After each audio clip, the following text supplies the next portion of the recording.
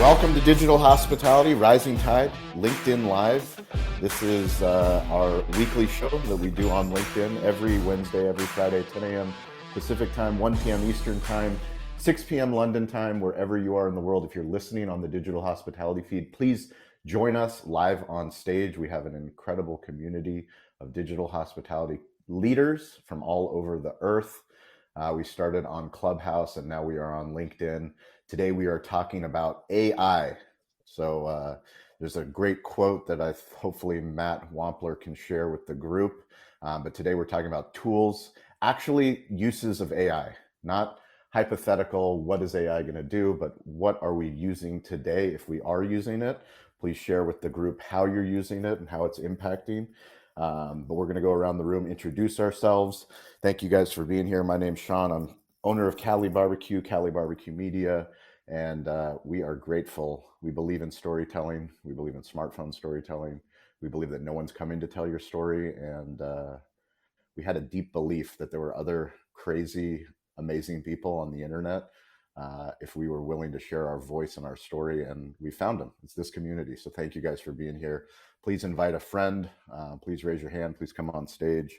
Stover is recording this, so he will not be speaking today. Stover, thank you for handling the recording duties. He's also using AI, which we will talk more about as we get into today's topic. But Jason Berkowitz, go ahead. Who are you? What do you believe? Happy Friday. Take 60 seconds. Go for it. Jason Berkowitz, longtime restaurant operator and partner, founder of Arrow Up Training. We help develop supervisors into compliant leaders that help you lower your liability and turnover.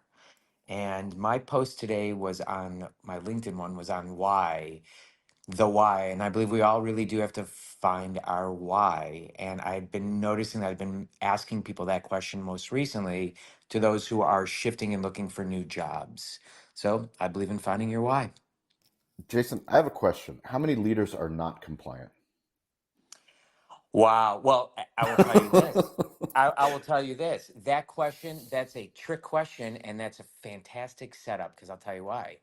As of now, a month ago in California, probably what was maybe 50, 40, 30% of leaders that weren't compliant has now shifted the other way to 80 to 90% aren't because California just put a new rule that says you need to train your managers on wage and hour. Two, reduce your PAGA penalties, the biggest lawsuits going around, by 85%. So all of a sudden, everyone is now not compliant. We are a solution, fantastic solution to get you compliant. And being compliant is better now than it would have been 2 months ago. Did you know that 80 to 90% of leaders in the hospitality space in California are not compliant? Did you know that? I just found that out. I'm probably not compliant, so it's a good thing I know Jason Berkowitz. Let's do it. Let's do it. Gavin, welcome to the stage. Please take 60 seconds. Introduce yourself. Who are you? What do you believe?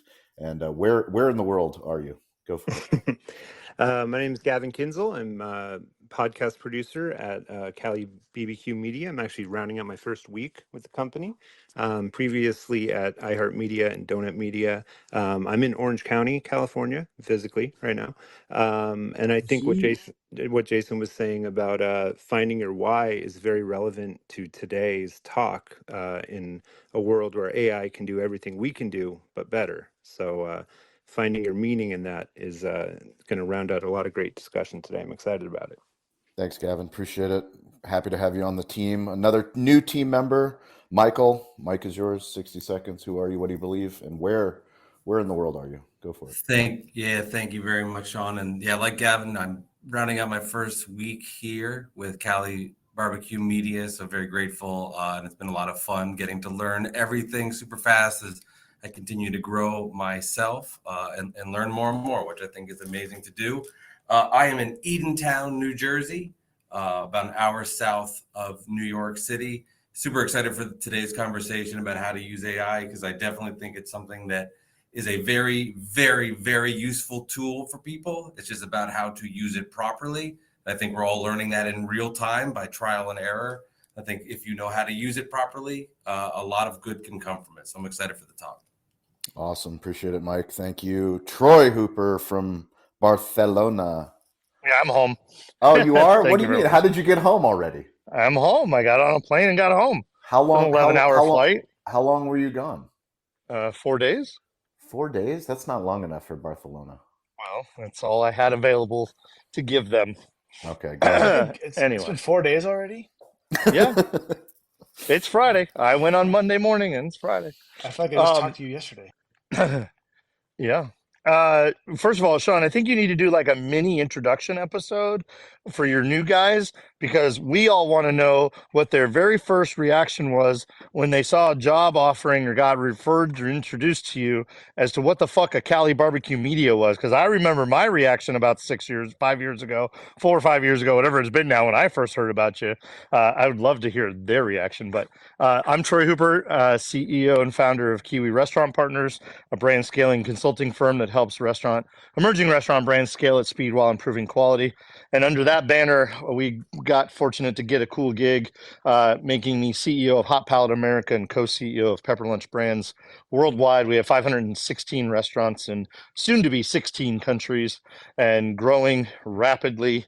And always happy to be here, share, and learn more than I give. So We good to appreciate see you, everybody. Troy. And Official question. I'm in Marine Lair, socked in Ventura, California. I have a question. So, and I remember we've been kind of pushed back on this before. Gavin, I noticed that quick pause for Cali BBQ, and you are new, and your attention to detail is magnificent. Troy, barbecue. I've heard Sean push back on this. Can we get official pronunciation? Sean, Cali BBQ Media, I and that noticed and that. Like it says on the hat, the shirt, and everything else. that's a Stover correction well, because I would always introduce Cali Barbecue Media, and I still say Cali Barbecue Media. well, and so did Troy, but I Gavin clearly heard BBQ at some point, Oh, and he did I made say sure barbecue? yeah, you said barbecue, Troy. Well, I guess what? Means the same fucking thing. I Ah, noticed it on a Always few be meetings. branding. Over a few details meetings the matter. last week, I've heard BBQ get mentioned quite a bit. So I was like, Yeah. okay, that's a note. I'll take that note. And I noticed you noticing that note, Gavin, and that's why I wanted to call that out. Good Attention stuff. to details. I Yeah. love it. The All logo and the LinkedIn page say BBQ, so I apologize. yeah. Well,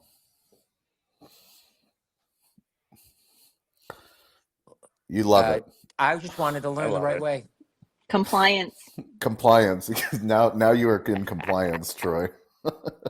Well done, Kyle Fluger. Go for it. I mean, I've worked for Kelly BBQ Media for some time now, and I've never even thought twice about whether I should be saying BBQ or barbecue. So even myself learning something new today. But quick Only welcome Jake, to. only Jason Berkowitz and Stover are the kinds of people that do consider it. That's why we need those people in our lives. That's why we love them. Quick welcome to Gavin and Mike. Super stoked that you guys are in the room today, and even more stoked to have you on board with the rest of the team here at Cali BBQ Media. My name is Kyle. I am a digital strategy director at Cali BBQ Media. I am also the owner of Mithril Media. We are specialists in all things digital with a strong focus on building badass mobile-first websites for our wide variety of clients. I'm coming to you from San Diego, California. I'm very excited about today's conversation because AI is something that I have been spending a lot of time exploring and thinking about and using, and I can't wait to hear how everyone else is using it as well. Amazing. Thank you, Kyle. And welcome to Summer and Nancy down below. If you guys want to join us on stage, please raise your hand. If you're just listening, welcome. More than happy to just listen, but we always love to have more voices up on stage. We can get to 17, and that's when LinkedIn usually doesn't allow I'm us to trying to have let more. Eric up, but it's glitching or not working. We only have 13 in here. There he is. There we Well, go. It worked. we're trying. You're always welcome to come up on stage. Laura Wilbur, Mike is yours. Go for it.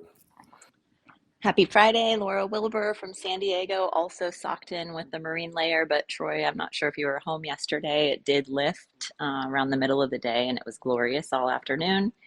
I am Director of Strategic Partnerships at Denova Corporate Dining.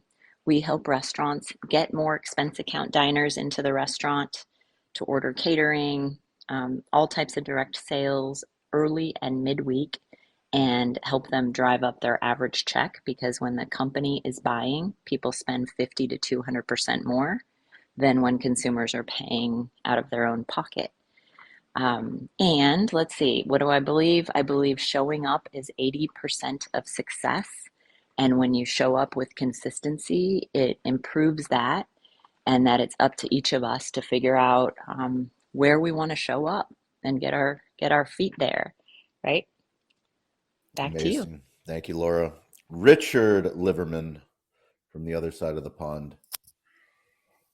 Hi, good evening. I'm Richard. I have a business called Richard Solutions with the mantra of don't be boring. That involves helping people with their branding, coaching, and mentoring. I believe in telling stories. I think it's a great topic that everybody should think about. And I'm very curious about the AI conversation. I think there are some people doing it very well, and I think there's some people doing it incredibly badly. So looking forward to the conversation. I also believe in helping my cousins from North America be able to be in Europe with confidence. And what concerns me is the misuse of the word chips that you guys have. If you come to the UK and ask for chips, you will get them served. They are potatoes that have been fried. You guys call them freedom fries or French fries. No, they're called chips. Or chips is something that you use in the game of poker. If you try and have the chips that you guys look for in Europe, you're going to be lost. You need to ask for crisps. And that is some real English for real Americans. Richard, Crisps. what are these freedom fries you talk about? Oh, I saw them in Washington, D.C. a few years ago, and I was very confused. They're chips. It was the post 9/11 deal. Richard, next week, if you could educate us on the difference between a biscuit and a cookie, that'd be helpful. Thank you. Oh, we need a whole session for that. Yeah, I would also like to know where the origins of the pond came from. The other side of the pond, Richard. Please let me know where that came from. I will Agreed. research into that. Thank you. I'll research into that. And I'm so pleased on the Instagram chat. And if you're listening in and you want to join the Instagram chat, just text Sean and he'll add you to the group. But I'm fascinated by Mercedes spending so much time in restaurant bogs. Yeah, well, surprisingly, I wasn't joking. Kyle and Sarah started a restroom or water closet or bog channel, or at least content a series. So I'm waiting for Kyle to get involved in our Instagram group chat. But thank you, Richard. Mike LaRue, Mike's yours. Go for it. Morning, everybody. Mike LaRue, Vice President of Franchise Development for Angry Chicks. We are currently I believe, number 2 Nashville hot chicken concept in the United States, and growing. I call it patiently aggressive. Calling in from Newport Beach, California. What I believe in transparency. I actually posted a video today talking about a scenario I'm currently neck deep in, which will be the beneficiary of. But when dealing with franchisee groups and awarding markets, transparency is, I guess if you want to do things with integrity, always be transparent.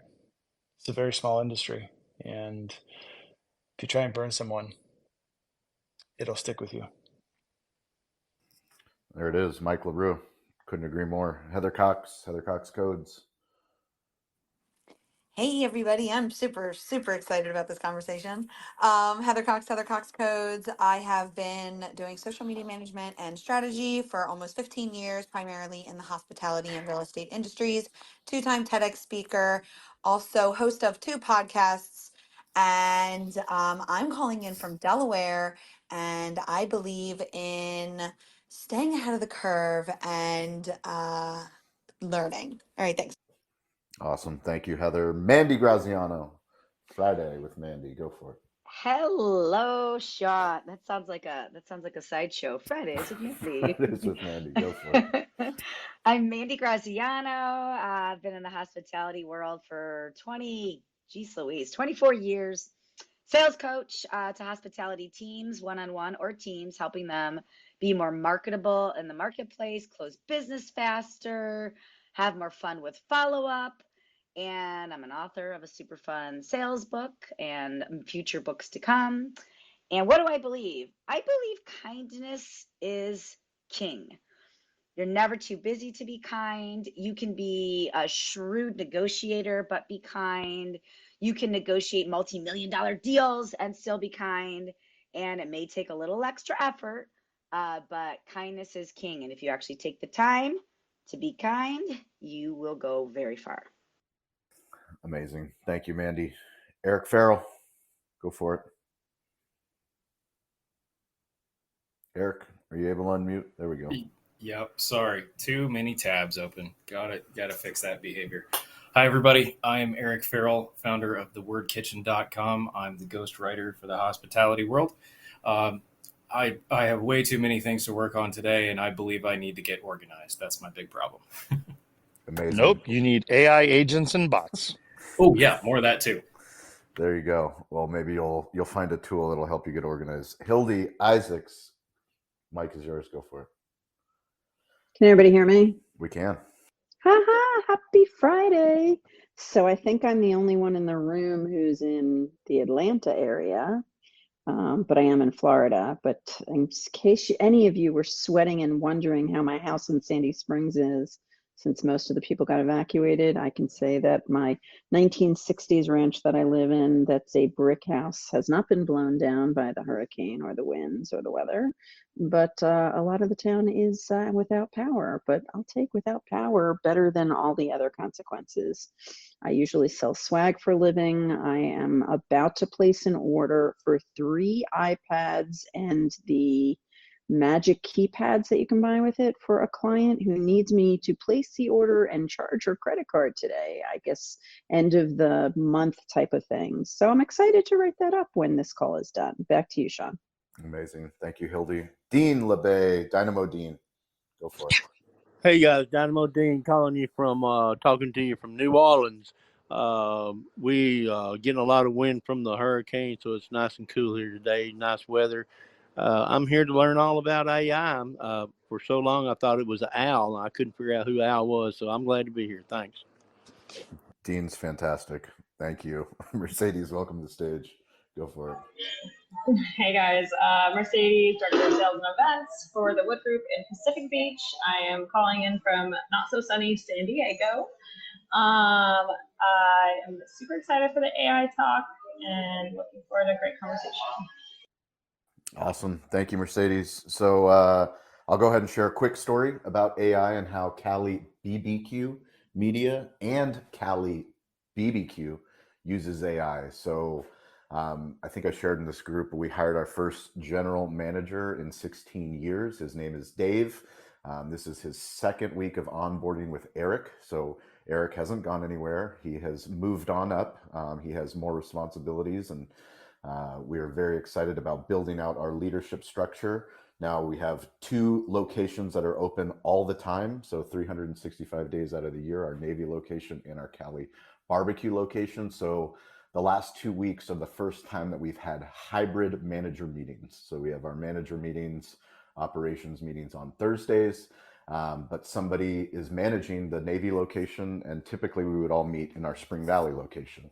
Well, we have using technology, using Zoom, and using AI. Fathom is the new AI note taker that we are using for not just our manager meetings, but for our podcast recordings, for all of my Zoom meetings. We started with Fireflies. That was our first AI use of note taking. Fireflies was phenomenal. I believe we used it probably for about a year. And then actually Michael Ungaro, who's part of this community, he saw that we were using Fireflies, got really excited about it, brought it to San Pedro Fish Market and Kings of Fish, and they got really excited about it. And then somebody on their team found Fathom, and then they were testing between Fireflies and testing between Fathom. So 2 AI note takers that will attach to a Zoom call or a Google Meets or a Microsoft Teams meeting and take notes. Mike sent me the Fathom notes from the same meetings that we had Fireflies notes from, and Fathom just does a much better job, a more concise job of summarizing the call. So putting in bullets the major things that were discussed, the major deal points that were discussed, the action items, the takeaways, the homework assignments, and on the back end, if you go into Fathom, it's actually a library of all the calls that you've had. So if I go back through, we have two amazing new team members on our Cali Barbecue Media team, Gavin and Michael. I did over 20 interviews for podcast producers to add to the team. It's a lot of calls to get through on top of all the other Zoom calls, on top of all the other meetings, but I could go back through, and Kyle and Stover could go back through and actually find the interviews that I did with potential hires. So I bring this up because Fathom, specifically with this manager meeting call that we had on Thursday, Howard was not there, Stephen was not there. They were both off site. But we had our entire team in Spring Valley, and Fathom was taking notes. And I think that I will be talking to more restaurant groups specifically. I know most restaurant single unit locations obviously don't have a need for a hybrid meeting, but the power of having an AI note taker inside of a room, extremely powerful. Extremely powerful to have those notes, those references, those timestamps of understanding what did we discuss, who is responsible for what, and how are the actionable takeaways that we can get from these meetings. So my story, my share is on Fathom. I highly suggest you look into it if you're looking for an AI note taker. Very practical for podcasters, very practical for salespeople, very practical for marketing people. Actually, Troy sent me a TikTok video of a sales professional talking about using AI to analyze sales calls. And Troy can probably share on that when it's his turn, if he so chooses. But a lot of incredible opportunities and takeaways when you actually have somebody, a computer, artificial intelligence, taking notes. And we actually have Fathom recording these calls now too. So we will show you guys what those calls look like. Anybody that would like to see a copy of today's call, send me an email, sean@calibbq.media, and I will forward you the Fathom notes so you can check it out for yourself. And Fathom, if you want to sponsor our show, I'm happy to send you a Cali Barbecue Media proposal. Jason Berkowitz, go for it. Well, after hearing your story, I'm completely switching what my use case is because I'll just build on that. What we can do now is, if you wanted, take those notes and have Fathom and then convert those notes into you reading those notes to everybody. So you could just drop that into a quick audio link that everyone can listen to depending on wherever they're going. And the reason I'm able to tell you that is because you and I have recently worked on a course, right? That's going to be coming out shortly.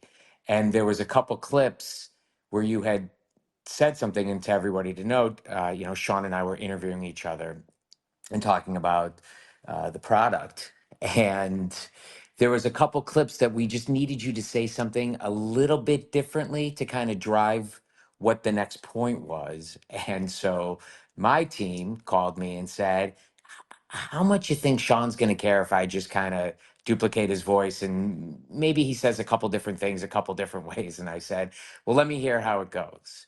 And it was completely inconsequential to anything. But lo and behold, you have contributed additionally to this course in areas that you did not originally contribute. That is amazing, because by donating a piece of your time and voice, we were able to duplicate it and add to it and not need any more of your time. So that's how we're using AI as course creators, a very specific example that you now could also leverage, record yourself, and use this to share the notes auditorily with people. That's amazing. I haven't heard that story, and I'm grateful that you shared it with us, because yes, time is valuable, and obviously the more content you put on the internet, the easier it is for AI to find it and use it, which there are obviously consequences to that, but we tend to focus on all the benefits that are available to us in the That's how early I took stages. it. Was Yeah. this is all a plus plus moment? We're just gonna have you say, click here instead of to think about this. So there you go. The only bad news is no news. There you go. Jason Berkowitz. Gavin, you have a AI story you'd like to share? Yeah. Actually, going off the Fathom discussion there, what I found neat about it is it allows you to be a lot more present in a meeting because you're not having to worry about note taking some of the logistics of what you guys are talking about. You are going to be able to go back later if you need to double check something. So I think the value in AI is looking at where it's helping you. So in my technical podcast production work, there's a program called Autopod, and it is an editor's dream. It basically takes a multicam edit of a podcast, and instead of you having to manually switch the camera every time, anytime someone's talking, it's going to automatically go to that camera. So it saves a lot of time for when you're looking at an hour and a half long podcast, not having to switch the cameras yourself. You get a lot of your time back, and the basic thing is, what are you going to do with that time? I think looking at where AI is saving you is how you should be looking at it, instead of people naturally when the video came out about Autopod on Instagram, it blew up. It was this oh my god, this is going to save every editor. So a lot of people looked at it as, well, now I'm out of a job, like AI is just going to take my job. I think you have to look at it as, what is it helping me in my work? Well, now I have extra time. I can use that time in other areas, creativity, areas that AI is not as strong at, and in some cases can't perform at. So I think my main takeaway between how I've used Autopod and how I've become aware of Fathom, you have to look at where it's helping you and take advantage of that. Take that time and use it where it can better be applied. And now that you have an excess of time, or maybe you have, you're able to be even more present in a meeting because you're not having to worry about taking manual notes, on your notepad, even though I still do it because I'm so programmed to do it. I'm used to it. But it's nice to be able to go back after and go, okay, this is what they were talking about. That's awesome. Yeah, great case study example. And I think one of the other powers of when AI, somebody is always watching, somebody's always listening. And like one of the biggest takeaways, which Stover and I were joking about, and obviously Aaron from the team, but from the Shaquille O'Neal interview, in the beginning of the interview, Shaquille O'Neal is literally talking to our production team. Like he's telling a story about him being a tree in a high school play, and me laughing that he's telling me the story about, he's like, oh, you don't believe me? Here's a picture of the tree. Like he knew that we would go and find a picture of him in the high school play as a tree. He knew that we would go find video of him at Lollapalooza being a DJ, and he was talking literally to our AI, but also to our production team. So yeah, there's some amazing things that are happening, and for all the podcasters in the room, it's a great way to tell your team what you want and tell the AI what you want to take away, or what B-roll you want to have included, or what links you want included into the content. Michael, go ahead. Can I interrupt you really quick? Of Is course. this the Fathom we're talking about? Is it the one with the logo? It's lowercase Fathom, and it's got two little green peaks, like lime green peaks as the logo. I think That's it's the right. blue. I think it's Fathom, and then there's like a blue Let's logo. see. Fathom.video is the URL. I got it. Okay, thanks. Yep. Yeah. You're welcome, Fathom. We're coming for our sponsorship money. Michael, Mike is yours. Go for it. Thank you. Yeah, now I feel awkward because I was going to say to Gavin's point about Fathom, that point of being present. And for example, I've got a bunch of deliverables that I'm getting out on Monday, and just knowing that you can go back with that recap as a backup to the notes that you are taking, is a nice feeling to know that it is there for you. When I think of AI and how I personally have been using it is looking at it like it's an assistant there for me, but it's not somebody that's there to do my job, but somebody that's there to assist me when I need AI in a particular case. And I think understanding the best use of it, as I alluded to earlier, but as it's evolving and understanding what that might be is so key. And I'll use it in a podcast production landscape where I was helping somebody who was actually putting together their own narrative podcast, and they had a script. They had everything ready to go, did not have a budget, and they needed voices. They needed kid voices for a podcast. And through AI, the ability to find younger voices, alter them, that's all through a secure site, right? Like for $8.99 a month.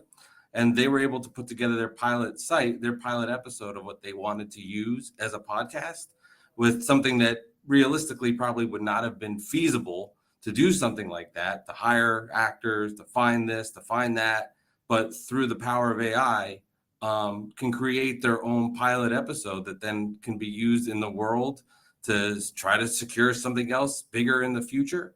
But understanding the nuance of, hey, I can now go out, create my own narrative show, fill voices in because AI is there, and then go pitch that to people, I think is something that's it's a pretty cool way for creatives with smaller budgets to get creative and find ways to come off as you have bigger budget podcasts or bigger budget in anything, that you can use AI to help you to create this world and create some magic for yourself. That's a really cool case study. Yeah, kids' voices. I wouldn't even have thought of that, but it makes complete sense.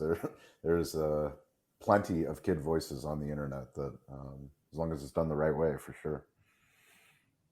Totally, yeah. It's just interesting too, because it's like the amount of time and to the point about like, hey, I can save myself time and money correctly using this is just an asset that I think people will take advantage of for sure. That's great. Troy Hooper. Pineapple Well, perspective. I've been trying to get my technologist in the room. I don't know if he went to bed or if he's out eating dinner. He's a night owl, so he should be out eating dinner in Chiang Mai, Thailand. But I was trying to get Jonathan in here because I'm going to botch the shit out of this. So I'm going to talk very high level. The first employee I hired when I became CEO at Hot Palette Pepper Lunch was a technologist. I knew he would know what the hell to do with AI eventually. What I didn't know is that about 3 months in, he would approach me and say, "Can I show you something?" And he had already been training Jasper and ChatGPT on me, my voice, my brand personally, and on Pepper Lunch, the brand. And that was, that was May a year ago. So we're talking about 16 months or so, 15, 16 months ago. We have been using AI nonstop for copy and marketing asset creation ever since. It took 8 or 9 months for the AI to learn well enough and get improved well enough for me to get to a point where I wasn't editing 25 to 50% of the copy. Now I edit a word or two per article, blog, email, etc., and it only gets better every day. Now we are moving on to, and Elizabeth, if you don't mind and you can speak to it, great. If not, I understand, because Elizabeth and our other contract team members that are part of our team have been introduced recently to Assembly, which I found out about through the Slack channel by accident and learned a little bit about this morning. But Jonathan and the team are now building AI agents, and these agents will be specifically trained to actually go onto LinkedIn and deploy ads and create and deploy social media posts and also DM and have conversations in DM. We're going to have like a customer service one that will be in sales to receive inbound lead and take on conversation there. I don't know how many they're building, but they're building these proactive AI agents now. So rather than having to sit there and put a prompt in, we have such a massive amount of content, video content, particularly of us as talking heads, talking about all things franchising, Pepper Lunch, values, value propositions, etc. That between that, all of the articles, all of the blogs, all of the email campaigns, all the social posts we've done for almost 2 years, there's now a large enough library the agents can use that as their own LM language model. I won't say large language model, but our own LM, and they're being trained on it now. So I'm not flexing, I'm not bragging. I got lucky. I knew I hired the nerd of the century. I knew that if AI was going to be a thing, he would track it down and put a big emphasis on it. And he's built a product that I'm a partner and investor in, using AI bots and AI agents to do a ton of work. So we are using it to leverage for maximum efficiency and optimize our reach. We're a small team of 9, but we're basically it looks like we have a marketing department of 5 or 6 when we really have kind of a marketing department of 1, maybe. With Jonathan having a lot of other responsibilities. So for us, AI is at the forefront. We are looking for all the ways. I can say this again, not as a flex. We've never deployed it yet, but over last June in Chicago, I was 30 seconds away and I scrapped it 30 seconds from going on stage. There was actually an AI avatar of me made last June that I was going to use to introduce myself on stage. And the lip syncing technology was not good enough. So I scrapped it last second. Today, Jonathan has me doing TikTok dances and hand gestures and facial expressions, all from the total library of video that I have. He's created an AI avatar of Troy that if I sent you or posted a video of it, and we will very soon be posting videos of me that I didn't record, and you won't be able to tell that it isn't me actually talking. Can AI make a video of Troy if it doesn't have a source material of Troy dancing? No, it has to. No, doesn't have source material of me dancing. Where is the source material of Troy dancing? The sort is not. I don't have to dance. That's the great thing. All the gestures he has me doing and showing me what it can do, I never did those gestures. It has taken the collective content of all the videos, and I've made over 200 talking head videos over the last year with Rising Tide Creative, part of the Cali Barbecue Media team. They've taken all those videos of me, all of the podcasts I've ever done, my own or others, and they fed it into this engine, and it can now it's seen enough that from the waist up, it can make me do anything. So just so everybody is clear, original Troy dancing content will always be better than AI Troy dancing content. Oh well, Is that is AI Troy authenticity. dancer have more coordination than yes, that real is Troy? 100%.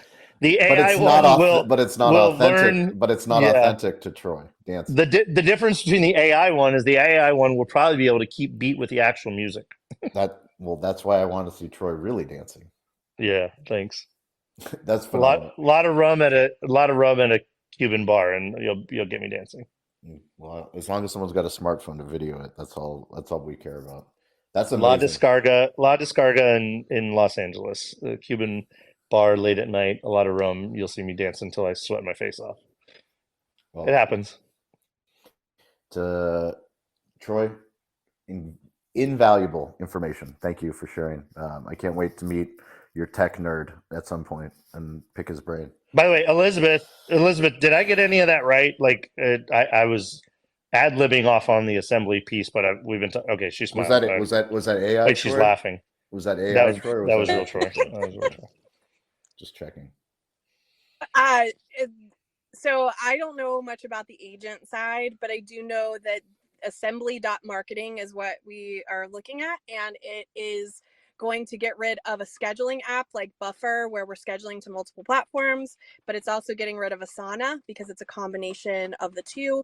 And so it's a hub where we can communicate clearly about posts going out, et cetera, and it can link to Slack, but there's also AI stuff built into it. One feature I love is that you can add multiple LinkedIns, business and personal, and you can go ahead and make comments as some of the employees that are connected to it when you're scheduling the post. So a post will go out, and then randomly a half hour, an hour later, the CEO can comment on the post or share the post, and so you can actually schedule. See, I don't even have to go on and comment on my own post.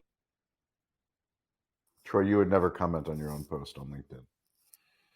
Never. I don't like my own posts. Never. I don't repost my own posts. I don't. That is never. Kyle Pfluger, you got a AI story to share with the group? Yeah, this is a lot of fun. I'm enjoying this a lot. I will say I am someone that spends at least a decent amount of my time writing code, and I have found that, and I think there's a general industry consensus from a lot of the feedback that I've heard, that seems to be one of the tasks that AI is quite well conditioned to do.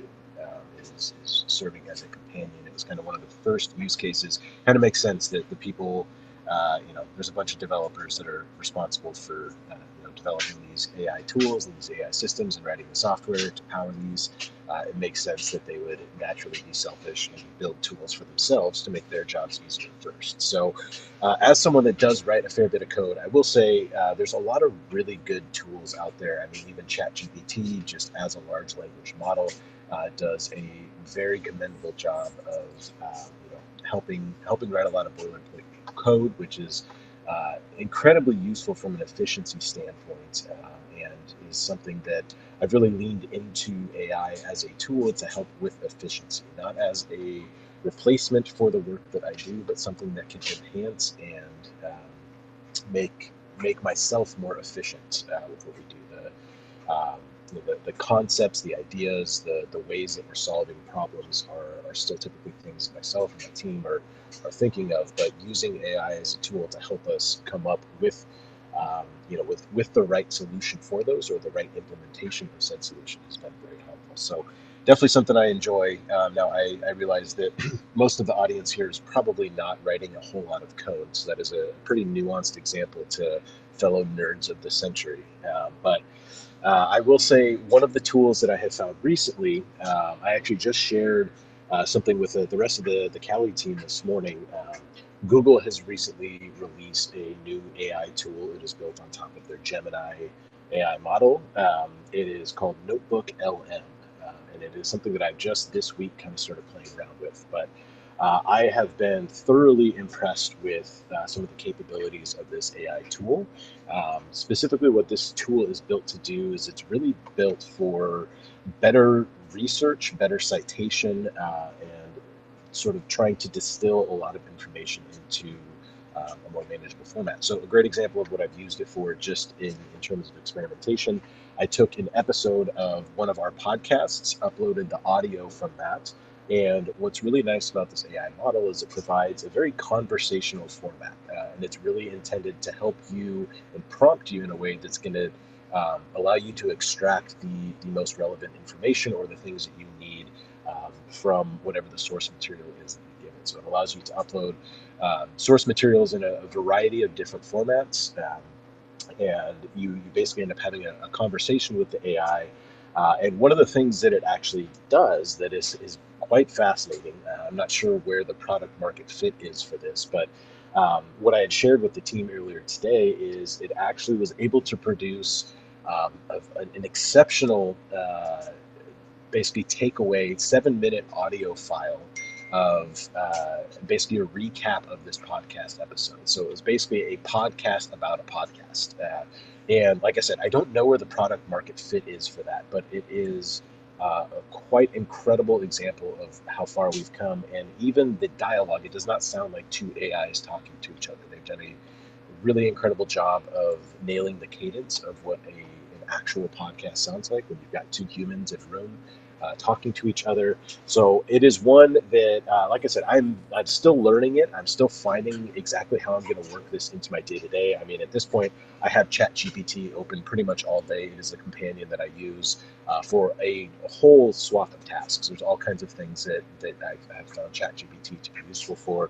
One of the things I do really like about this new model, though, with Notebook LM, it does a great job of citation. So when you upload your source material, it will give you little bookmarks in there. So as you are interacting with it, say it gives you a takeaway about something, it gives you a clickable icon that takes you to the exact point in the source material where it pulled that information from. So, one of the challenges that I often find with AI models is, the accuracy can be just as much work to verify the accuracy of your interaction with the model as it is to use the model as a tool. So this does a really nice job of providing citations. You can give it URLs to different websites, really help you distill a lot of information into something a little bit more manageable. So definitely want to encourage folks to check it out. I would love to hear some thoughts and feedback from other folks. It's also pretty cool if you guys are on Discord. They have a Discord channel dedicated to this, where you can interact with other creatives and other folks that are testing out this new experimental model that Google So definitely check it out. Hey, Kyle. Yeah. Kyle, from the second you said notebook, it was actually one of the things on my list. TikTok taught me about notebook. I've gone in. Maybe you have to pay to get that feature. I've seen people demonstrating the podcast creation, the audio file creation from the text or from the concept. You don't even have to put the actual text in, just the concept. Can you make a Loom video and share it or post it or send it internally to us?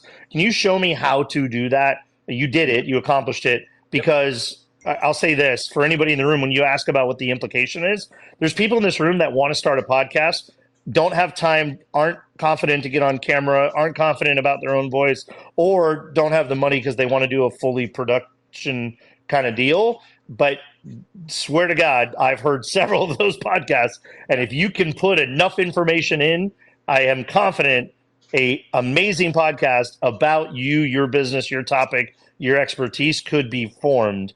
And again, back with the amount of content I have on me and my voice and concepts that I've talked about on recorded places for years, my idea is to shove all of my stuff in there and let it start producing shows basically as me or for me or about my business that like could be duplicating of the actual live shows I do. Anyway, if you could help, that would be amazing. Hey, Troy, I can tell you how you can do this. You need a paid Google Workspace. So if you have Google Okay, I have that. Workspace, Yeah. you should have enable it in your Google admin. It's an extra feature. But yeah, excellent. Thank you. I have created one from, I was just talking about this with Sean. Sorry to jump in.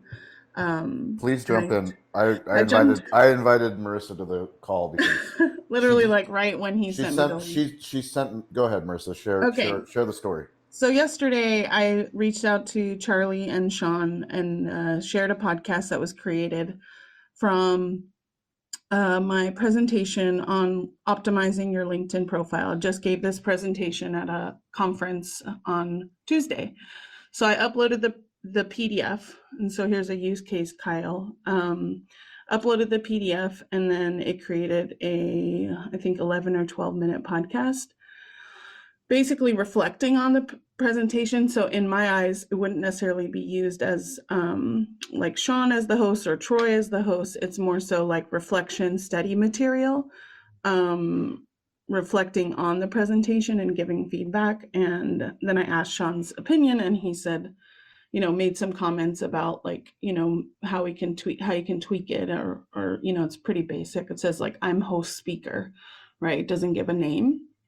But yeah, I love this tool and I'm definitely gonna see how we can position it for events marketing. Marissa, can you share it in our Instagram group chat so that people can? Yeah. I mean, the podcast itself. The link. Mm-hmm. Yes. So whose voices? It's just those are AI generated voices. Two AI generated voices. It is truly remarkable how well they have nailed the cadence of a natural. They sound like a real show. Sounds like a radio show. Yeah. Like there's pauses, there's filler words. He says and like. It's really cool. It's really, really cool. So yeah, definitely. Like I said, once again, the Notebook LM. We'll make sure that links get shared out.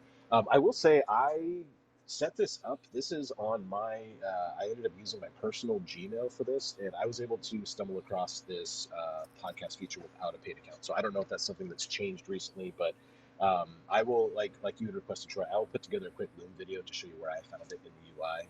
But yes, it is really, really cool, and a great efficiency tool to help distill a lot of information, to take what can be very large tasks and break them into smaller chunks, find the key pieces of information we need, and to achieve them better. So. Amazing. Thank you, Kyle. Elizabeth, go for it. Elizabeth, there we go. Yeah, sure. So my internet it's abysmal because of the hurricane. There's no power. There's nothing in this area. So feel free to tell me if you can't hear me. We can hear you. Robot. That's the power of digital hospitality. Even in a hurricane, you can be on LinkedIn Live talking about AI. That's the world we live in. Magical. Go for it. It's a war zone around here. All the trees have and thankfully nothing hit the house, but it's crazy. But very quickly, So for me, I was so excited about the room because I just finished up a research study, like a beta research study with Canva AI. So they paid me to get on there and play, which was amazing, and just test out tools and then to share about them. So if anybody is a Canva user, I know that there's a beta testing right now open for Canva AI Lab. If you have a Canva Pro account and it prompts you, go ahead and say yes, because it'll pop up and it'll let you ask questions and do this unlimited. But it was super fascinating, and I've played with Dolly, Midjourney, all of these. Even I've been using the Adobe Firefly stuff within Photoshop and within Illustrator to create images. Not to create images, like I use them almost as a brainstorm sometimes for me.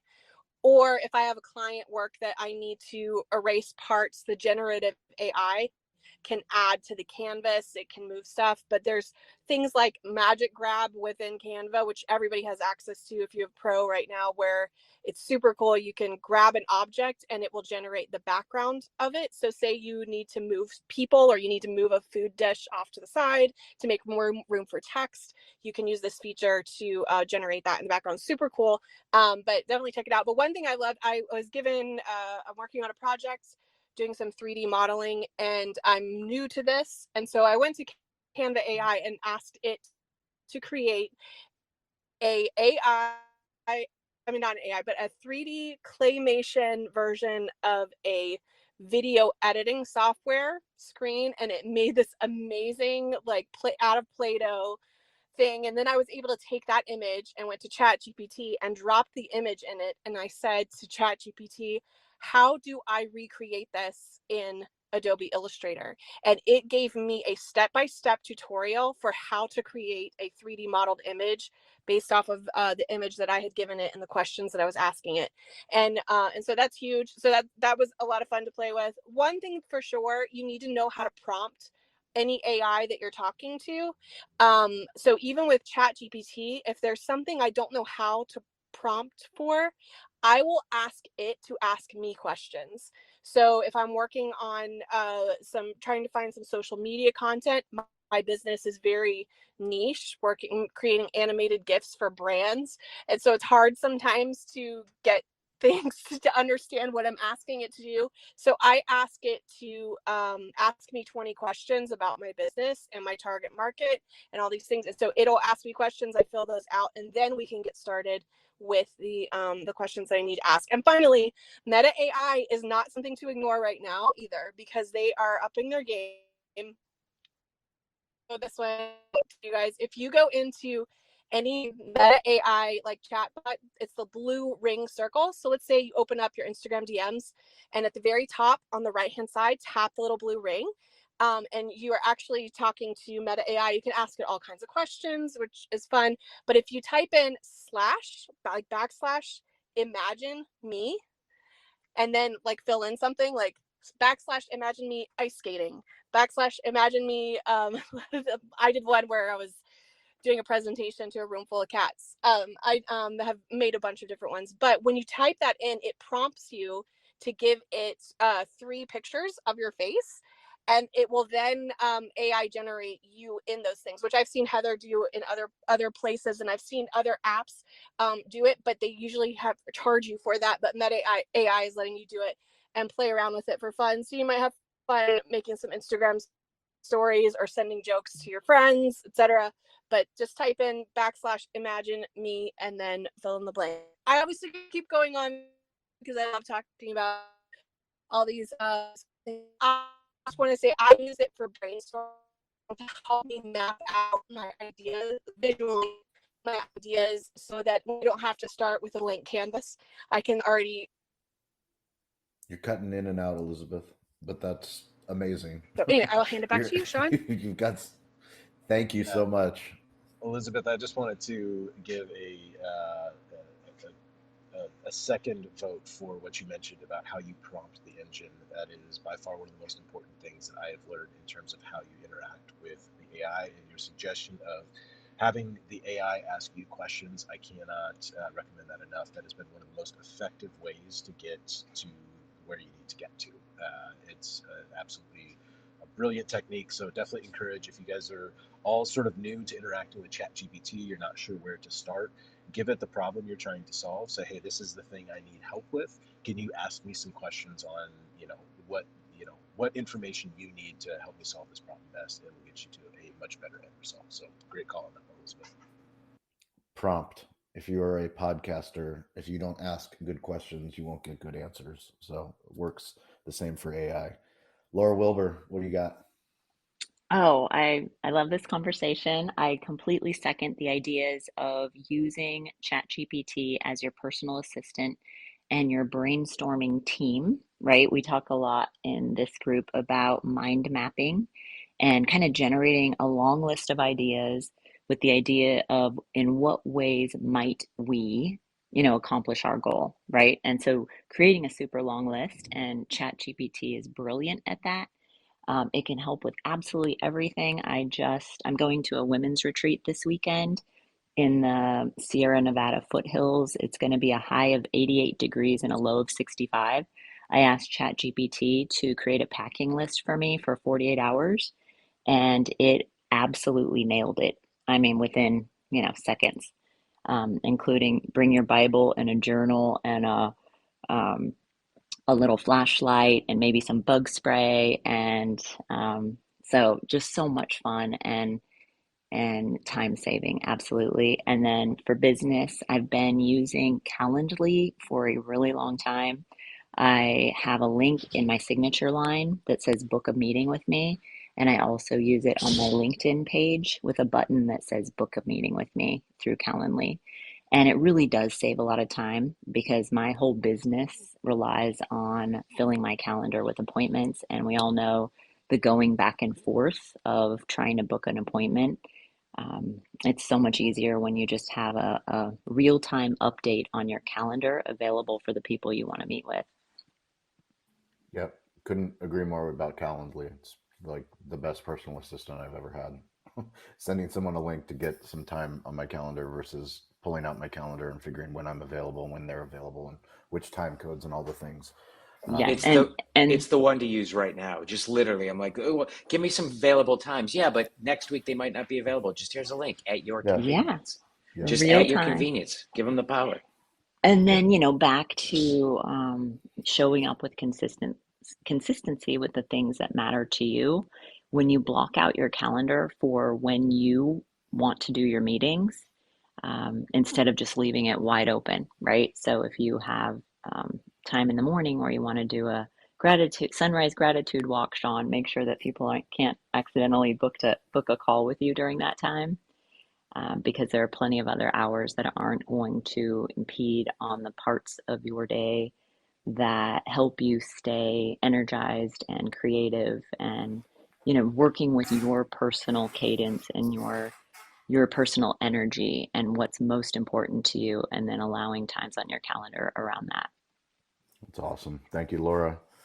Richard Liverman. Yeah, I'm a big fan of Calendly, and it's interesting you were saying that, Laura. I do a gratitude practice at lunchtime, and you'll never get a call or a meeting with me. And what I've also learned with Calendly is when I don't block my diary, then people book stuff in. It's made me a lot more disciplined with blocking time to do bits of work. So yes, I completely concur with you there. I also use an AI tool called CaptionEd Pro. That way I can record my conversations because, again, when I'm with a client, I like to be really present. And, I will make the odd note here and there with pen and paper. Well, actually, I use a remarkable tablet, which is an incredible bit of kit. But CaptionEd Pro has been a bit of a game changer for me. I can talk to my computer and it will turn it into a Word document that I can then use as a blog. But what's also been a bit of a game changer for me is when I've been coaching or mentoring clients, I've been then able to send them a Word document of our conversation, which is really made their life easier. But I also want to challenge some thinking around AI. I've noticed when people are using it really badly, and I think there's a bit of a challenge between the idea of being present and the idea of being authentic. And I've noticed there are certain posts on LinkedIn where you can tell it's been written by AI, and I'm just not going to engage with it. I think what's really interesting when you know certain people, and for me, they have a little bit of knowledge about a topic, but then you just read what they've written and you're like, you've not written that. Or they've used certain emojis and you just think ChatGPT's written that for you. I think as a consumer of content, it really annoys me. I've also noticed there's a thing on LinkedIn as well where you can use an AI generated response to a post. And I mean, don't get me wrong, I love it when people comment and connect with my posts. It's fantastic. And again, thank you to this community for doing that and their support. But there's also some times where I have noticed, and I've had this conversation with Scott, where you can tell that certain people have used an AI reply where they've not actually read the post and they're asking questions about it. And I think we've got to be really, really careful. You know, we live in a world where, you know, we promote the concept of authenticity. Sometimes a little bit of knowledge can be really, really dangerous. So if you're going to use AI, do it properly, because if you don't, for me, it's really boring and incredibly dangerous. Couldn't agree more, Richard. Thank you for calling that out. It can, I mean, the AI software specifically on LinkedIn that will send Sean P an introduction of they would love to have calendar time with me. As anyone in this community knows, I'm weirdly available to everyone on earth, but I am not available to AI drip campaigns on LinkedIn that don't take the time to actually learn 2 seconds of who we are and what we're trying to accomplish, because yeah, it doesn't make any sense. Mike LaRue. There you go. Sorry, I was looking for the mute button. Man, where do I start? I do agree. Like, I don't even use Google anymore. If I have a question, I just go through my Chat GPT, and I've just found it to be way more effective. But I mean, I use it everywhere from just content creation. Now, as Troy mentioned, as you continue to use it, my editing of the you know of the copy that I'm writing, becomes I guess less labor intensive, because ultimately you can use ChatGPT to a certain point to where um, then you kind of have to put your own spin on it and put your own feel into it. But again, I'm continuing to learn. I'm exposed to different people who work in the space, but I would say the one that blows my mind is I'm been working with Troy and his team and his guy Jonathan. Um, this guy is, I mean, this guy's freaking amazing. And Troy said I can share this.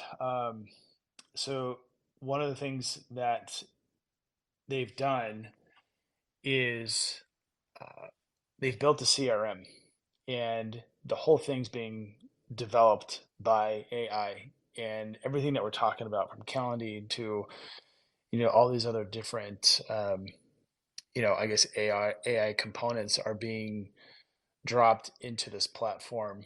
And I mean, I am floored on the capabilities of what this is going to do. Like, I honestly feel that is going to completely flip the industry when it comes to CRMs, at least for the franchising space.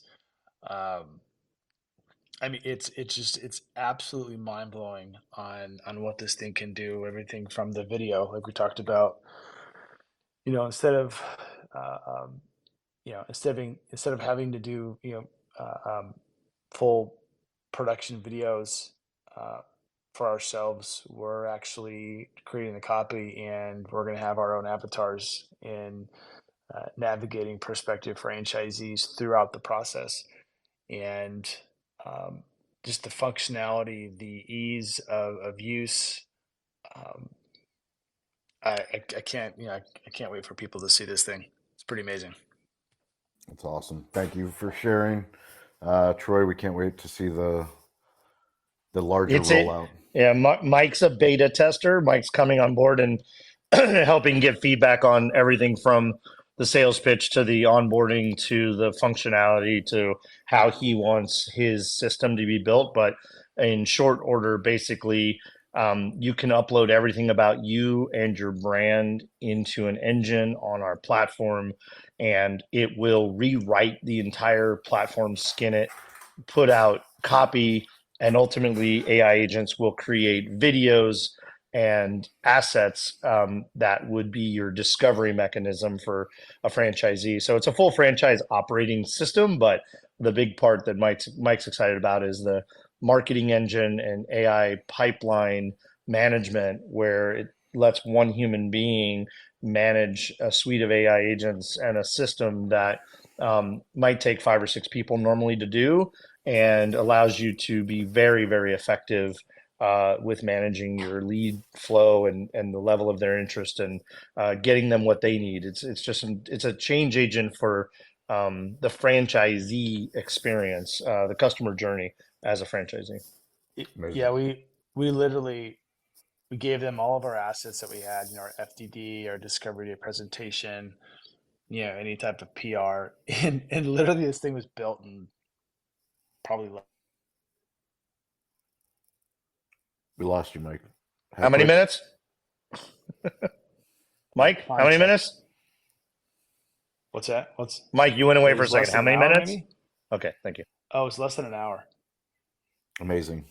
And I mean, I was blown away with how accurate the copy mirrored the feel and the tone and the context that we are currently using. Yeah, I mean, it's, I don't know, pretty mind blowing. Awesome. Thanks, Mike. Heather Cox, Heather Cox Codes.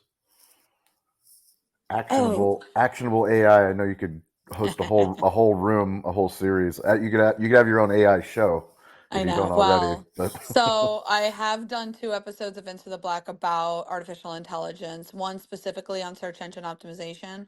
And I just released that newsletter here on LinkedIn, like while we're on this call, in regards to artificial intelligence and search engine optimization and how it can help you optimize.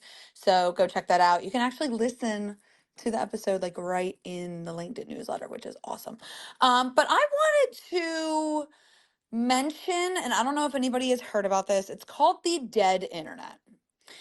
And basically, the dead internet has kind of moved at a very rapid pace due to the creation of artificial intelligence. And what that is essentially is utilizing artificial intelligence to create chat bots, comment bots, message bots, and you don't realize that I may be creating those bots, and then guess what? So are you. So now our bots are just talking to each other.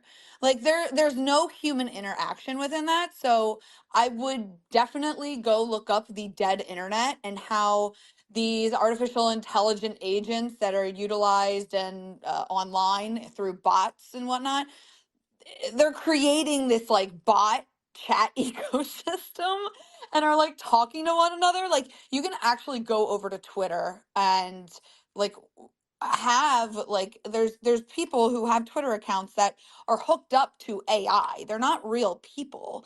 And you can actually like prompt these Twitter accounts to break the prompting essentially and have them go off and do something completely ridiculous. But these bots are talking to one another. So just be mindful about, I guess, like how automated your business becomes, because it could be detrimental to other people's businesses because there's no real reach, there's no real engagement.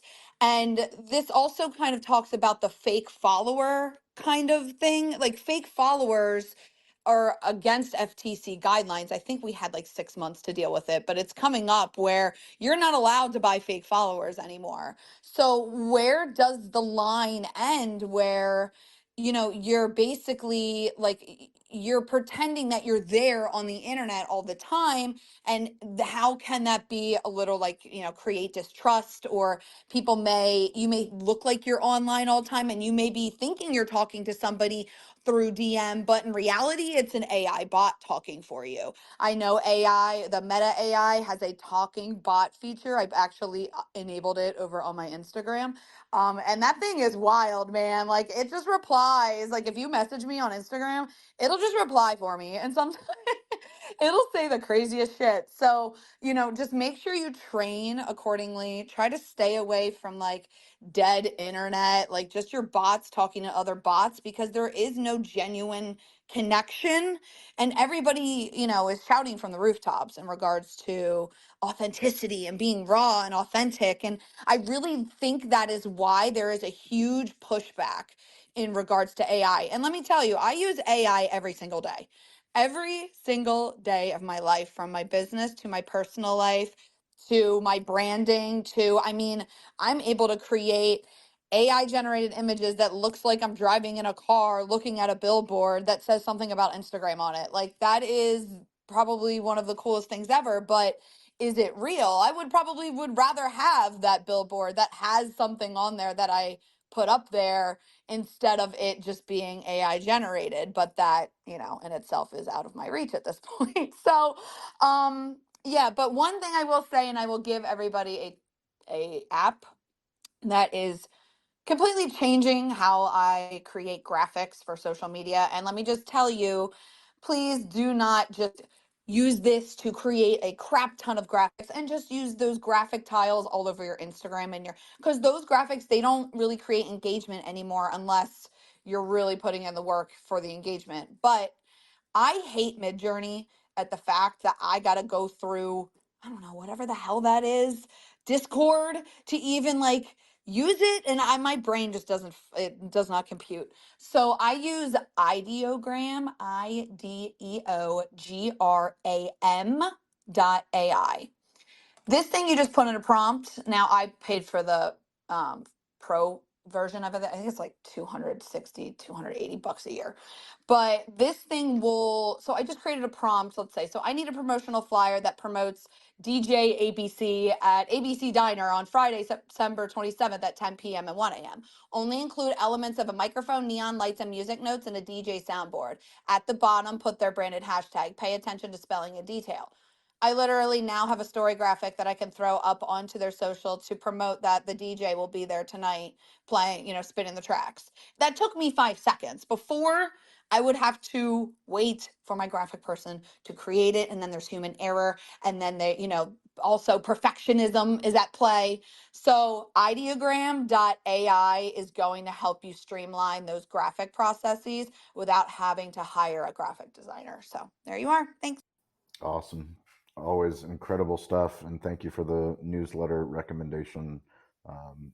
If you're not following Heather Cox Codes, Heather Cox on LinkedIn, do that. And if you're listening, go and do that as well and follow each other. Just a quick reminder to everybody, connect with each other. Mandy Graziano, you have a story about artificial intelligence you'd like to share? I do. I use AI all the time, especially in my sales coaching business. It's mostly for communication, but I want to give some caution. And I think we talked about this earlier. Elizabeth and Troy said about the prompts, right? Ask it better questions, you get better answers. But also, if you're going to use it for sales, use it as a baseline, use it as a starter, and then tweak it from there. Because I, as a buyer, get tons of emails, and I'm sure you do too, where the subject line is unlock or unleash. And that's obviously written by AI. And I'm not going to read an email that has unlock or unleash in the subject line because I think you should use it as a baseline and tweak it in your own voice, right? So I have a lot of ways I used it. I'm going to share a story about my favorite way at the end, but some quick ways that I use it is for communication, prospecting emails, but using it as a baseline. I don't know if I think some of you know I have a very ill father right now back in Ohio. We share electronic medical records. I don't understand some of his test results. I've literally copied and pasted his blood test results in ChatGPT, and it is explained, it is broken down how to understand what exactly is going on. So that's super helpful. I have clients that use it to build travel itineraries. I used it when I was in Berlin. Find me the top 5 most beautiful coffee shops in all of Berlin. It literally gives you a list with links to them. If you are needed to take a customer out to dinner, or you need to entertain somebody, maybe an investor, help me find the best vegan restaurant in this area. It lists all of those. I think it's good for general research. But one of my favorite ways I've used it is to be memorable in the marketplace. And one of those ways is an out of office poem, right? How many times we go out of the office and we're like, where, why, when? It's just like these boring out of office emails. And having a cool out of office email is another way to stay on people's radars. So I've been playing with that. I write my own stuff because I'm a writer and that's my jam. But I have a bunch of clients that are like, I'm not going to write a poem. I don't know how to do that. So we've done some fun things where we did it over President's Day back in February. It was like, we put this in Chat GPT, write me an out of office poem in the voice of Chelsea Handler. It spits out a hilarious out of office poem. Right. And then we said, now do it in the voice of Jerry Seinfeld. And then since it was President's Day, we said, now do it in the voice of George Washington. So there's ways that you can use it to be more memorable in the marketplace and to help just level up your overall communication with people. So it's just not so boring. Like Richard says, don't be boring. Mandy, very sorry to hear about your father. I couldn't, that practical application of explaining medical language, that might be one of the best things I've ever heard about using ChatGPT. Thank you. You're welcome. Oh, I forgot another one too. Contracts. So I negotiate a bunch of contracts and I understand the contracts, but I've had people say I don't understand contracts and I'll explain it to them. But a lot of times if you plug in, like, for example, like a indemnification clause, it will explain it to you. So if you want to dumb down some sort of language, contract language, lease language, it can help you better understand some different things too, and also good for comparison. Explain it like a 5th grader would understand. Fantastic. Or a 5-year-old would understand it. That's great. Eric, go ahead. Okay, so I was born in the 80s, raised in the 90s. I've lived through 5 different decades, 2 different centuries, and 2 different millennia. I have been a digital native through the rise of personal computers and video games and high-speed internet, cell phones, social media, quantum computing, and now AI. I worked in the physical security industry for 9 years. I've seen the ins and outs of cybersecurity, physical security, all of the weird analytics that IP cameras can do. And I grew up watching the Terminator movies, and I know not to trust AI. Skynet's real. So, like, adapting to all this has been a big change for me. And, as a digital writer now, I need to leverage this tool and save a ton of time, do a bunch of heavy lifting. But there's so much going on now that it's really hard to wake up and try to do this job every day and think, yeah, I can build a business on this, when there's AI stuff out there that can completely create fake people and ghostwrite more accurately than I ever could after 3 hours of conversation with somebody. So how do I keep up with this? That's an ever evolving question in my mind, and I don't really have an answer for that yet. I don't know how this is going to go, but having been in the security world for long enough, I've always been really concerned about personal privacy, and I'm gonna poke the elephant in the room that nobody's talking about. Everybody's mentioned using AI tools to transcribe calls. You're recording everything. Well, how many times have you been on a customer service line for something? I don't know, your credit card, and there's some sort of FTC or FCC guideline that determines when and why and how a company will say, warn you ahead of time, hey, we're on a recorded line. Are you okay with that? Before you continue the conversation. Are we doing that in our business? Are we doing that personally? If you're going to record a Zoom call, is there any inkling in you that you should maybe warn your client, hey, are you cool with me recording this?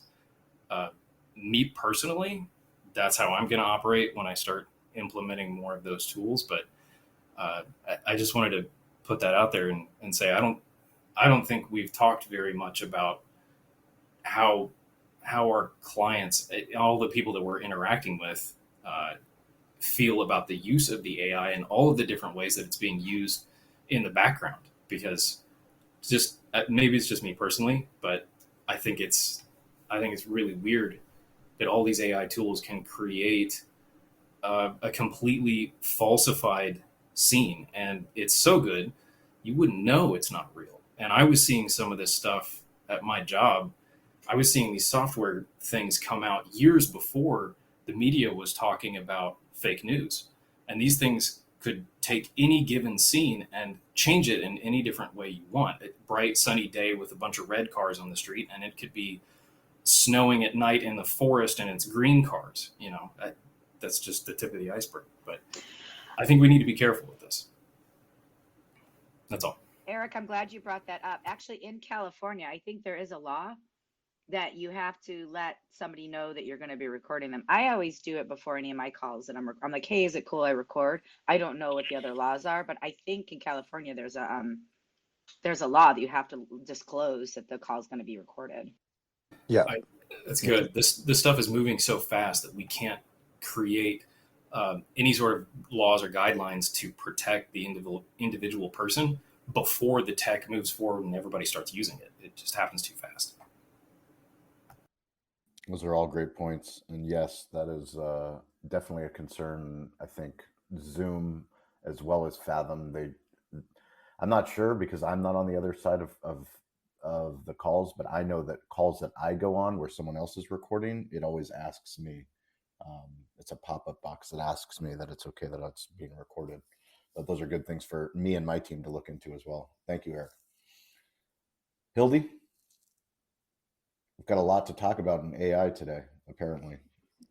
All right, I have a question. So Mandy, I have to close the call in 9 minutes. So just an FYI, thank you for everybody that's hanging on. But Hildy, I'm quick. Mandy, you're awesome. Go for it. Mandy, can you hear me? I can hear you. Does my picture look like the person that you met when I'm all dressed up and not sweating playing pickleball? Yes, it does. Okay, thank you. Troy, does my picture look like the person that you met? Sure. I mean, I know what you look like. I've met you in person. Yeah. I mean, okay. Troy's scared to say the wrong thing, Hildy. Right. It's a I didn't say, headshot, do I look so good? you look great. You look great in Bad. this picture. It looks Yeah. like me, right? Yeah. Yeah, that cost me $25. It's not my hair, it's not my makeup, it's not my glasses, it's not my jewelry, and it's not my shirt. $25. Try it on AI.com. I just uploaded maybe 10 pictures of myself and whatever pictures I had handy. And within a few minutes, I got 100 different pictures of myself. Of the 195, I look like a Stepford wife, but then I narrowed it down to 5, and this one was definitely my favorite, and it looks just like me. Could I be any faster, Sean? You are welcome. You're amazing. No, you did phenomenal. Marissa, anything you want to insert into the conversation? Thank you for joining the call. Yes, thank you for. And you've been added to the group chat. Thank you. I did share the link to the podcast. Sweet. I will say that I use it practically. I am the president of my community's HOA board, so analyzing water bills and projecting budgets for next year, I use ChatGPT for that. But I just got PTSD from your HOA. I'm sorry. Anything that has to do with HOA and boards. We're fun. But like, we're fun down here, Sean. In the South, we like each other. It's fine. Okay, fair enough. A tool that I use for being present and really like connecting with people in person is called Voice Notes. One word. I know we all have voice memos on our phone, but Voice Notes, there is a cost. It's $50 for lifetime, so that's pretty cool. But you can like sit across from someone and have a conversation. And I do, to Eric's point, I do ask them if I can record our conversation. And it could be a prospect call. It could be like explaining something to someone, or when I'm like driving home, I just verbal vomit my notes and thoughts in my head so that I don't come home with, overwhelm. And it will transcribe what I said. And you also can create an email summary, a to-do list, some tweets. It can summarize it. There's different pre-built AI generated summary or things that you can do from your transcribed audio. So that's a really cool use. I've used it for both personal and professional. So that's I love AI. I've been Can you put a link in the notes for that one? I wish Fathom had an yes, app because that would be a great tool for yeah. me. So I know like a lot of us do like in person Yep. meetings, right? And you can't. Oh, you're like action items or you're like, what did they say? And you're trying really hard to stay present. So it does help with reducing the overwhelm. So yeah, I can share the link. It's voicenotes.com. So Perfect. Awesome. Thank you, mhm. Marissa. Appreciate it. Let's go ahead. Tip, takeaway, homework assignment. Stover, I don't know if you can unmute. If not, kick it over to Jason Berkowitz. I'm playing around with AI Note Taker. So I'm going to see how that works, taking this Pago webinar podcast I did, or webinar, and summarizing it. So that's my homework assignment. Fantastic. Gavin, tip, takeaway, homework assignment. AI is good and bad. It can be used to impersonate people, and that can be good to save hosts time. Recording podcast ads, you don't even need to have your voice. The AI can do it. It can also impersonate you, and that can be scary as well. And we all know the instances of that. So it should raise skepticism, but AI is also awesome. That's great. Michael. Yeah, just if we were all here 2 years ago having this conversation, listening to all this, we'd sound like, what is going on? So just to imagine what it'll be like in 2 years from now, it's gotten me thinking, like, where is this going? Race is definitely on. So if anything, we should definitely be testing it, testing it and see where it goes. Like I think Mike said, he doesn't use Google anymore; he uses ChatGPT, and I find myself asking ChatGPT a lot more than I used to ask Google. So for what that's worth, Kyle, go for it. Yeah, great conversation today, guys. Can you hear me? We can, and hopefully Stover, like I said, anyone that wants the Fathom notes, let's assume that they're going to work for this Zoom LinkedIn live call. Send me an email and I will forward you the Fathom notes so you can see this exact conversation, what it looks like. And that's Sean at calibbq.media. Go for it, Kyle. Awesome. Yeah, I would just say this: don't be like the businesses that resisted the internet when the internet became a thing. There's still businesses like that. Yeah. There are, unfortunately. Somehow, how they've managed to survive is beyond me. But there was a time where the yellow pages was how you found a business, and you would load the name of your business with as many A's to put you at the top of the list.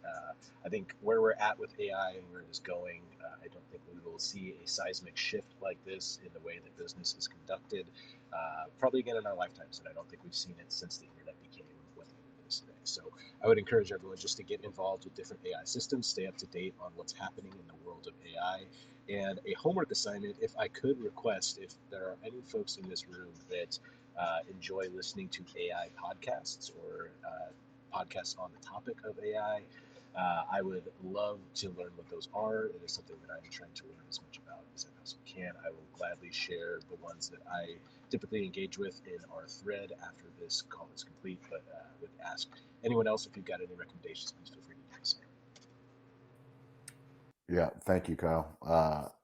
Oprah Winfrey actually just did a whole talk on AI and had some incredible people on. I don't know if anyone saw it or not, but I'm looking for that content. If anyone saw it, watched it, thought it was valuable.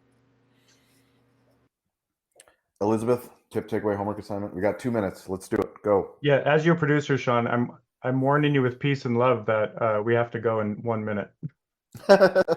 Let's go. You guys can leave. There's other hosts in the room. That's true. Troy can finish it. Well, Troy, I can't record it because I'm in Sean's Zoom account. Understood. Go ahead, Elizabeth. When you use ChatGPT, prompt it with pretend you're an expert in and fill in the blank with whatever you need an expert to talk to you about. It'll narrow down the conversation. Back to you, Sean. Thanks, Troy. I put a link in the comment of this show's post. Sabrina Robinov on TikTok. She has a website. If you just give her your email, you get access to like tens of thousands of GPT prompts. Those are prompt libraries that she has built probably had AI to build them, but by topic. So it's like anything you want to do on the planet by topic, and it'll give you a series or a library of prompts by the topic of how to use AI. So it's a very quick index library of how to use AI. So it will train you how to be a good prompter. It's free. I put the link in the comments of this show. Plane landed. Troy, Richard, takeaway homework assignment. Yeah, very quick one from me. There's a very good podcast, the Disruptive Chef, interviewed Matt Wampler, friend of this show. He talks about how you can use AI in kitchens. I thought it was a fascinating conversation. Homework, go listen to that. Second piece of homework, don't be boring. Thank you. Mandy. Mind your prompts. Mind your Garbage in, prompts. garbage out. Awesome. Eric. Don't use AI. Hire a writer because we have kids to feed. There we go. I love it. Hildy. Save a whole day. Save a ton of thousands of dollars. Try it on AI.com for your professional headshot. Appreciate it. Thank you, Hildy. Thank you, everybody. We appreciate you. Have a great Friday. We'll catch you all next Wednesday. Rising Tide LinkedIn Live. Stay curious. Get involved. Don't be afraid to ask for help. Thank you all. See ya. You guys are all. You did it. You did See it. ya. Good job, everyone. Bye. Thank you.